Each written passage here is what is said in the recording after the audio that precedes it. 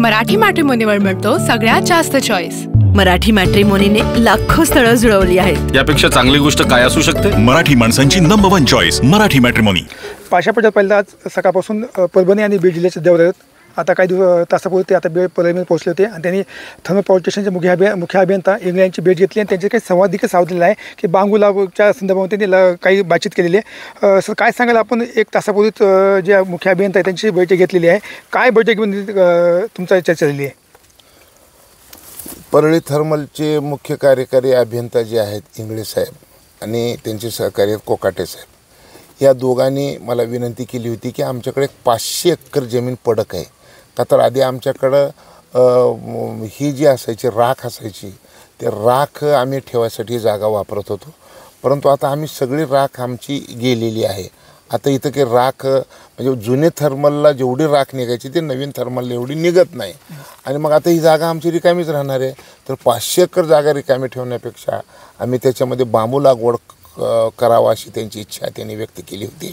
मी आज परभणी कृषी विद्यापीठामध्ये कार्यक्रम होता ते करून लातूरला जात असताना मी थर्मलमध्ये गेल्यानंतर त्यांनी ही इच्छा व्यक्त केली आणि मग आता 7% कंपल्सरी दगडी कोळशामध्ये बांबूचं बायोमास वापरायचा निर्णय सरकारने घेतलेला आहे आणि सरकारने हे पण घेतलेले आहे की 1000 कॅलरिफिक व्हॅल्यूचं मटेरियल ₹2.23 त्याचं रेट त्याने ठरवलेलं आहे। हे बी ठरवलेलं आहे म्हणजे ₹9 किलोनं हे बायोमास थर्मलला द्यायचं निर्णय सरकारने घेतलेला आहे।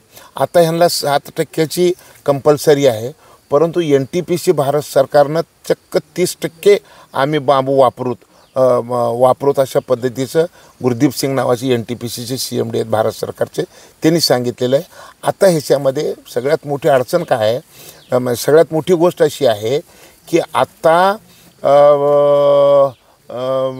कोळशावर आधारित औष्णिक वीज प्रकल्प टप्प्याटप्प्याने बंद केल्याशिवाय मानवजात वाचणार नाही अशा पद्धतीचा इशारा 2015मध्ये पॅरिसमध्ये दिला गेलेला आहे।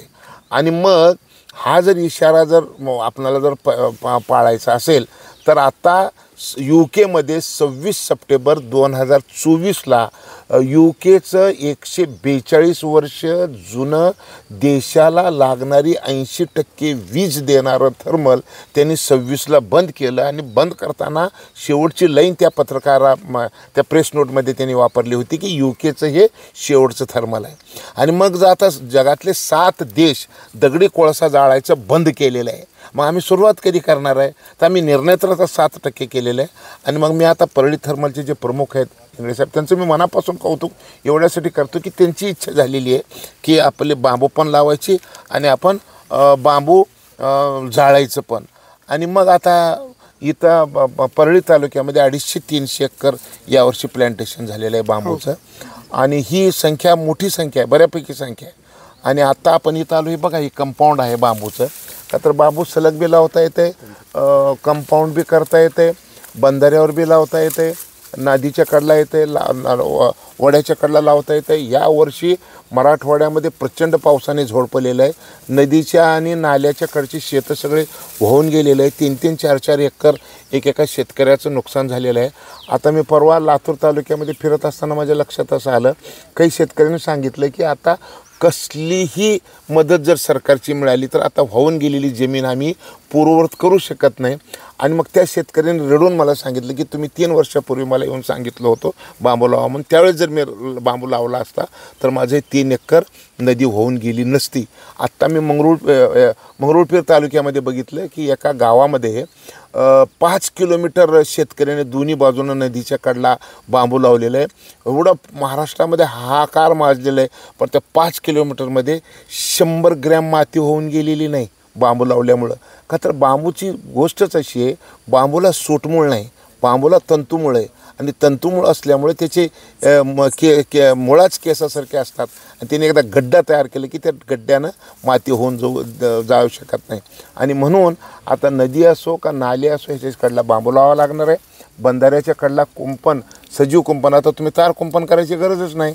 जर तुम्ही कटांग नावाची जात जर कुंपणासाठी जर लावली तर कुत्रंसुद्धा मध्ये येऊ शकत नाही, हेही तेवढं सत्य आहे।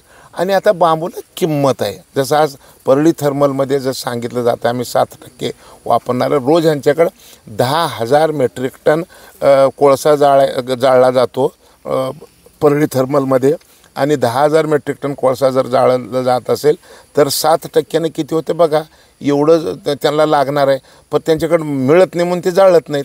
एकीकडे आपण शेतकरी सांगतात की जास्तीत जास्त याची लागवड केली पाहिजे, बांबू लागवड. पण दुसरीकडे पाहिलं तर गेल्या महिन्यामध्ये अतिवृष्टी खूप प्रमाणात झाली होती, पण अजूनही शेतकऱ्याला अनुदान मिळालं नाही. शेतकऱ्याला त्याची दिवाळीसुद्धा गोष्ट करण्यात आलेली नाही आहे. सरकार फक्त म्हणतं की आम्ही फक्त अनुदान दिलं आहे, पैसे दिले, तर पावते शेतकऱ्याच्या पोहोचलेले नाही. तर हे बघा 2 विषय वेगळे आहेत. मी म्हणजे डोळ्याचा डॉक्टर ना, आता डॉक्टर कशाले डोळ्यात माहिती आहे का, बुबळाच्या समोरचा बी डॉक्टर वेगळा आणि मागचा डॉक्टर वेगळा. आपण शेतकरी पाशा पटेलची ओळख कशी शेतकरी नेता म्हणून ऐकलं का? मी काय म्हणालो माझं नीट आहे का, की मी भविष्यामध्ये ह्या गोष्टी घडू नये म्हणून मी आता सांगायला निघालोय. हे जर मागचं हे सांगणारे लई लोक आहेत, तुम्हाला पावलावर सापडतील. परंतु भविष्यामध्ये हे येणारे जे धोके आहेत, मी काय सांगितलं तुम्हाला, यावर्षी मराठवाड्यामध्ये 1 दिवसात 110 मिलीमीटरपासून 270 मिलीमीटरपर्यंत पाऊस पडला आहे. 270 मिलीमीटर कंधार तालुक्यात जिथं पडले तिथं 7 गावं वाहून गेलेली आहेत. आणि मग मी काय म्हणतो, तुम्ही 210मध्ये परेशान आहे. तुतीकोरीनमध्ये 960 मिलीमीटर पाऊस 1 दिवसात पडले, म्हणजे 3.25 फूट. अरे 110ला परेशान आहे तुम्ही, 960ला काय होईल तुमचं? ते येणार आहे. आणि त्याच्यासाठी काय करायचं हे मी सांगलेलो आहे. कुणीतरी एक जण ठेवा महाराष्ट्रामध्ये की हे बी सांगायला. प्रत्येकजण आपण तेच, सरकार दिली नाही, शेतकऱ्याला मिळाली नाही, ह्या सगळ्या प्रश्नाची उत्तर द्यायला सगळं महाराष्ट्र मोकळं आहे. परंतु मला काय म्हणायचं माहिती आहे का, मी आता वेगळ्या विषयावर बोलणारा आणि बघणारा माणूस आहे. मला आता हे दिसलेलं आहे, हे आता असंच राहणार आहे. मी ह्याच्या आधी सांगितलं आहे की अशा पावसाची सवय करून घ्या, आता अशा गरमीची सवय करून घ्या, थंडीची सवय करून घ्या. आणि आता काय म्हणलं मी, 50 किलोची गार पडली परवा, असल्याच गारा आता असल्या बी गारा पडणार आहेत आपल्याकडं.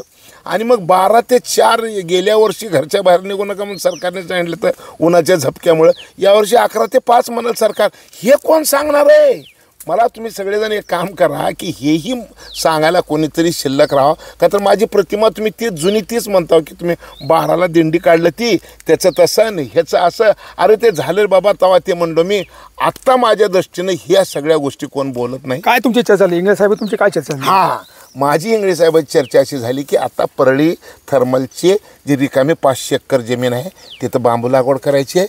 आणि ह्या बांबू लागवडीवर 2 महिने पुरल एवढं, 2 महिने त्यांना दगडी कोळसा जर नाही मिळाला तर एवढं पॅलेट्स बांबूचे त्यांना मिळू शकतात. एवढं बांबूपासून पॅलेट त्यांना मिळणार आहेत. आणि आत्ता दुसरी एक सगळ्यात मोठी आनंदाची गोष्ट काय की आता परळी तालुक्यामध्ये 300 एकरच्या आसपास आत्तापर्यंत बांबूची लागवड झालेली आहे. आणि मग हे आणि घेणारा जर थर्मल आहे परळीचं असं जर लक्षात आलं तर पुढच्या वर्षी 5,000 एकरमध्ये बांबूची लागवड होईल. आता परळीमध्ये प्रचंड डोंगर आहे, त्या डोंगराच्या शेतीवर शेतकऱ्याला काही करता येणार नाही. आणि मग डोंगरावर सुद्धा बांबू येतं आहे, पडक जमिनीमध्ये येते, नदीच्या कडला येते, नाल्याच्या कडला येते. जिथं रान कुठं आहे मला माहीत नाही असे काही शेतकरी भेटले मला, त्यांच्या शेतात सुद्धा बांबू लागवड करता येते. या संदर्भात आपण काय मुख्यमंत्र्याशी बोलणार काय आपण?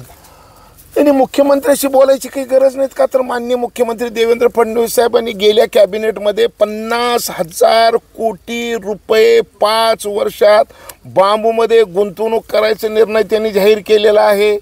त्यांनी आता यावर्षी 4,300 कोटी रुपये एशियाई बँकेकडून इंडस्ट्रीमध्ये गुंतवणूक करायचा निर्णय केलेला आहे.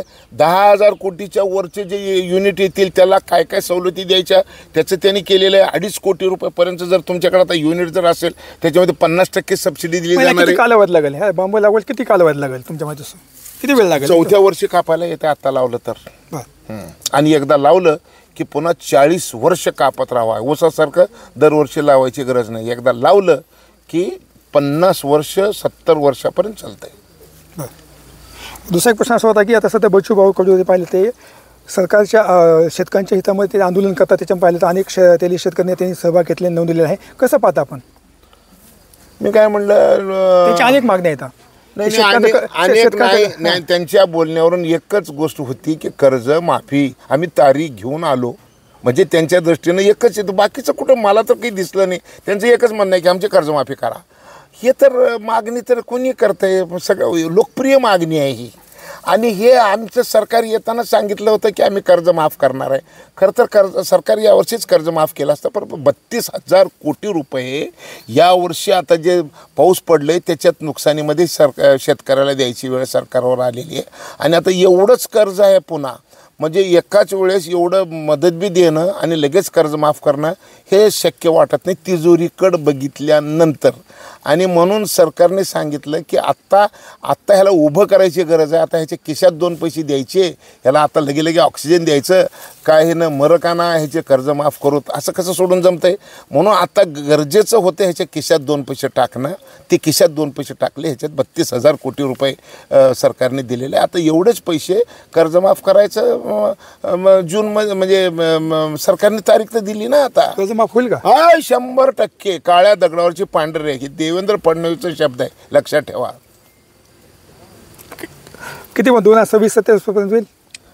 आता त्यांनी तारीख दिली ना. आता डबल कशाला सांगला आता तुम्ही सगळे गोंधळ करला सगळे लोक. आता सरकारने सांगितलं की यावर्षी आम्ही जूनमध्ये तुमचं कर्ज माफ करू म्हणून सांगितलं, ते करणार. तर हे होते पार्श्वभूमीमध्ये की सरकार सांगितले 2026 पर्यंत जे जूनमध्ये आहे ते कर्ज शेतकऱ्यांचं माफ होईल असं त्यांनी सांगितलं आहे. कॅमेरा विकास वाघमारेचं मी संभाजी मुंडे, TVN MRT, परळी, बीड. मराठी मॅट्रिमोनीवर मिळतो सगळ्यात जास्त चॉईस. मराठी मॅट्रिमोनीने लाखो स्थळं जुळवली आहेत. यापेक्षा चांगली गोष्ट काय असू शकते? मराठी माणसांची नंबर 1 चॉईस मराठी मॅट्रिमोनी.